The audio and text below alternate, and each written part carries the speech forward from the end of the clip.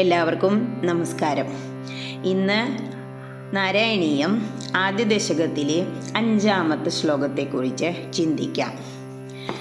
നിർവ്യാപാരോപി നിഷ്കാരണമജ ഭജസീയത്ക്രിയാമിക്ഷണാഖ്യാം തേനൈവോദേതി ലീനാ പ്രകൃതിരസതി കൽപ്പാപി കൽപ്പാദികാലേ തസ്യാ സംശുദ്ധമംശം കമപി തമതിരോധായകം സത്വരൂപം സത്വം ധൃത്വാ ദധാസി സ്വമഹിമ വിഭവാഗുണ്ഡവൈകുണ്ഠരൂപം.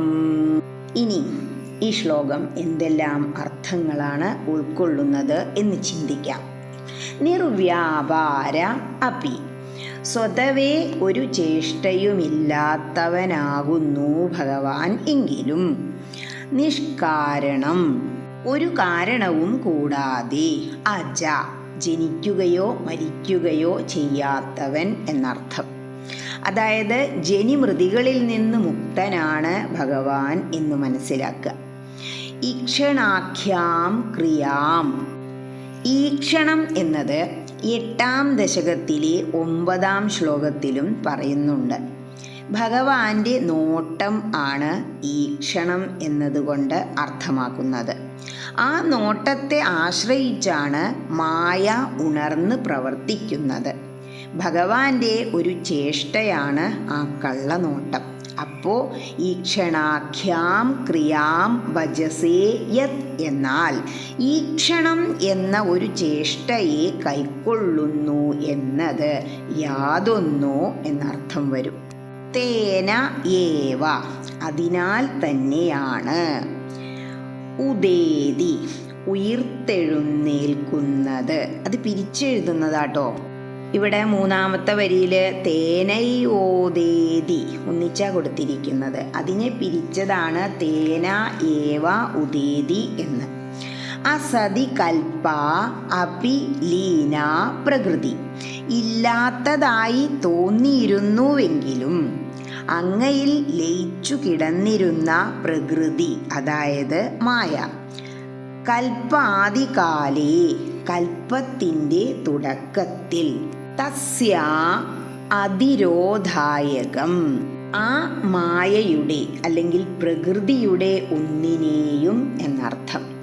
സംശുദ്ധം സത്വരൂപം കമപി, മറക്കാത്തതും ഒട്ടും കലർപ്പില്ലാത്തതും സത്വഗുണം എന്ന രൂപത്തിലുള്ളതുമായ എന്നർത്ഥം.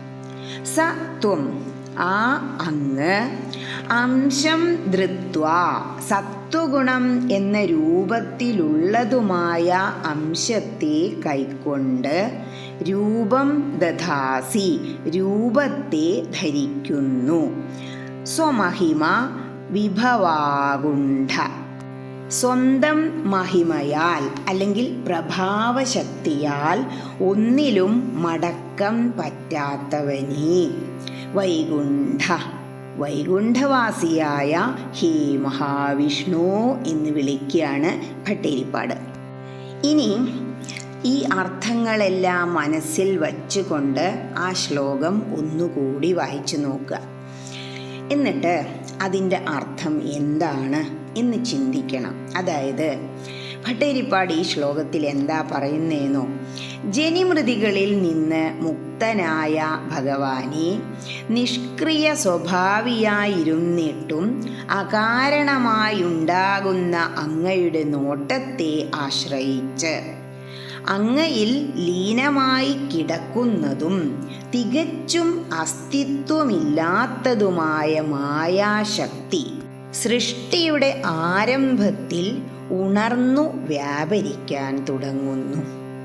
ഹേ വൈകുണ്ഠവാസിൻ, അങ്ങയുടെ പ്രഭാവശക്തിയാൽ പ്രവർത്തിക്കുന്ന മായയിൽ നിന്നും ജ്ഞാനകർമ്മങ്ങളെ പ്രതിരോധിക്കാൻ കരുത്തില്ലാത്തതും പറഞ്ഞറിയിക്കാൻ വയ്യാത്ത രീതിയിൽ പരിശുദ്ധവുമായ സത്വഗുണത്തിൻ്റെ അംശത്തെ സ്വീകരിച്ചുകൊണ്ട് അങ്ങ് അതിനെ സ്വന്തം രൂപമാക്കി മാറ്റുന്നു. അതായത് അജനാണ് ഭഗവാൻ. ഭഗവാൻ ജനിക്കുന്നും ഇല്ല, മരിക്കുന്നും ഇല്ല.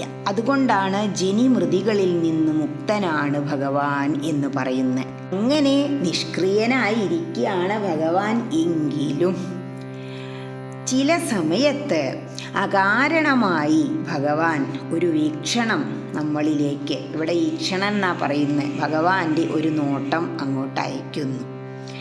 ഭഗവാൻ അങ്ങനെ ഒരു നോട്ടം അയക്കുമ്പോൾ മായയുടെ ശക്തി കൊണ്ട് സൃഷ്ടിയുടെ ആരംഭം അങ്ങോട്ട് ഉണർന്ന് പ്രവർത്തിക്കാൻ തുടങ്ങും.